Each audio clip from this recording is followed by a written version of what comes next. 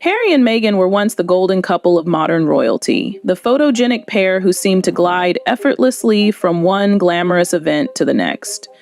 Cameras followed them, crowds cheered, and every gesture between them was scrutinized as proof that fairy tales could, in fact, be real. But in every fairy tale, there are cracks that don't show up until the light hits at the wrong angle, and one very particular moment in public peeled away that glossy surface to reveal something far less perfect. The setting seemed harmless enough, a charity fundraiser, the kind of polished event where Harry usually thrives. He has that natural knack for leaning into a microphone and coming across as approachable yet princely. The soldier turned humanitarian who embodies both duty and warmth. He stepped forward, smiling, the crowd cheering, expecting the familiar rhythm of one of his speeches, but then came the twist. Meghan followed him onto the stage, unannounced, sliding into the spotlight in a way that felt off. Harry's face in that instant told a story far louder than any speech could. He looked startled, caught between instinctive politeness and genuine surprise, like he hadn't planned for her to be there beside him. If you freeze that frame, you can almost feel the tension. Harry greets the audience, "Hi, everybody," with the relaxed energy that has always been his signature. But not a word about Meghan. No hand on her back, no playful introduction, not even a casual, "and here's my wife." Instead, she hovered beside him, awkwardly smiling, waiting for inclusion that never came. It wasn't malicious silence, it was absence, a void where acknowledgement should have lived. Then comes the moment that sparked endless whispers. Meghan reaches slightly toward the microphone as though she expected Harry to share it, expected to speak. He doesn't yield. He carries on, firmly steering the spotlight back onto himself, while Meghan quietly retreats, slipping away with an expression that seemed equal parts frustration and embarrassment. It wasn't dramatic, but it was telling. For a couple whose brand has always depended on a united front, this tiny fracture said volume. What makes this moment so compelling is that it wasn't staged. Every interview, every Netflix series, every podcast, those are polished, edited, controlled. But live events strip away the filters. In real time, you catch the hesitations, the misbeats, the body language that can't be rehearsed. And here, for the first time in front of a large audience, Harry and Meghan weren't in sync. He was doing Harry the Prince, while she was still trying to do Harry and Meghan the power couple. Now, why does that matter? Because couples who are truly aligned don't stumble like that on stage. Watch William and Catherine at any public engagement. Their glances, gestures, even the rhythm of their steps reinforce each other. They've mastered the art of appearing as one. By contrast, Harry and Meghan's awkward exchange revealed competing agendas. Harry wanted the humanitarian spotlight back, solo, while Meghan seemed determined not to be left in the shadows. This wouldn't be so significant if it were just one hiccup. Everyone has awkward moments. But in the context of their broader struggles, their failing Hollywood ventures, the criticism from both British press and American media, it feels like a symptom of something deeper. Harry has begun to look more and more like a man who wants to carve out his own lane again, maybe even distance himself from Meghan's controversial reputation. Meanwhile, Meghan seems unwilling to relinquish the co-star role she fought so hard to secure. And here's the kicker. It's not just about marriage drama. It's about brand identity. Their whole appeal in America was built on being a package deal. The exiled royals who turned diversity into opportunity together. If that unity falters, what's left?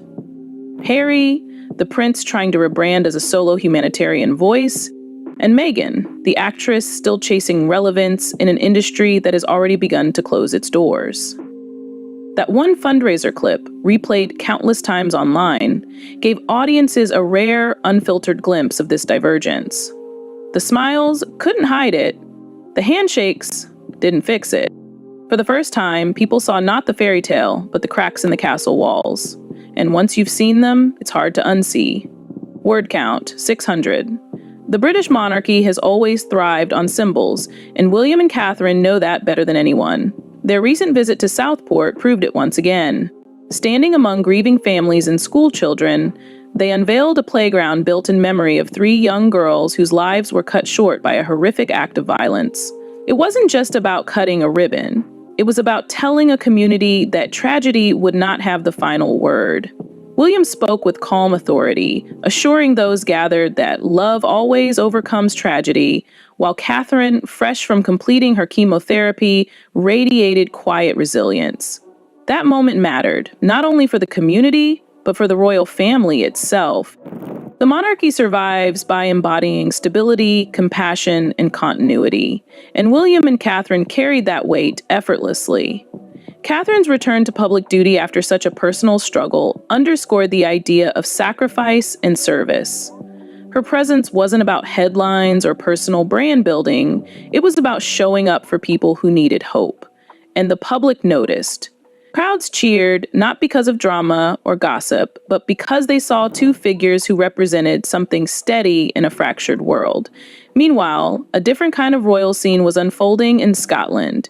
Balmoral, the fortress of tradition, where generations of royals have retreated from public scrutiny, became the stage for a very private conversation between King Charles and his heir. William flew north after the Southport engagement, leaving Catherine to rest, and joined his father for several days of quiet talks. For royal watchers, the significance was obvious. This wasn't just about father and son bonding. It was about the future of the crown. Reports suggest the two men spent long hours discussing family duty, the pressures of public life, and, inevitably, the thorny issue of Harry. The contrast couldn't have been sharper. While William enjoyed days of undisturbed access to the king, Harry had recently managed only a brief 54-minute meeting after flying thousands of miles from California. The imbalance spoke volumes. William is the heir, the future king. Harry is the outsider, the son who chose exile but now seems to regret how absolute that decision turned out to be. For Charles, the challenge is profound. He is torn between compassion as a father and responsibility as a monarch. His instinct is to show Harry kindness, to keep the door open just enough so that reconciliation doesn't feel impossible. But William, with his steely demeanor and increasingly alpha presence, sees it differently. To him, allowing Harry back into the royal fold risks undermining the institution itself. William doesn't want his younger brother turning the monarchy into a revolving door, where abdication is temporary and loyalty negotiable. The optics are clear. William represents discipline, strength, and focus. Charles, on the other hand, projects a softer hand, leaning into empathy rather than authority. That contrast shapes every conversation about Harry's potential return. Insiders say William is standing firm, urging the king not to give in to Harry's pleas for more involvement. To William, Harry made his choice. He walked away, traded duty for independence, and now must live with the consequences. The broader public seems to lean toward William's view. Many feel Harry has burned too many bridges to expect an easy comeback.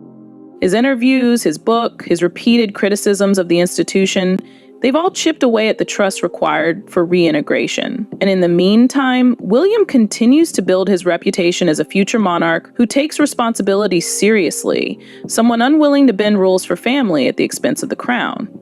The stage is set for a clash between heart and duty. Charles may long for reconciliation, but William embodies the firmness the monarchy demands. And while Harry waits in California, hoping for another chance, the reality is becoming more obvious. The monarchy is moving forward without him. Word count 600.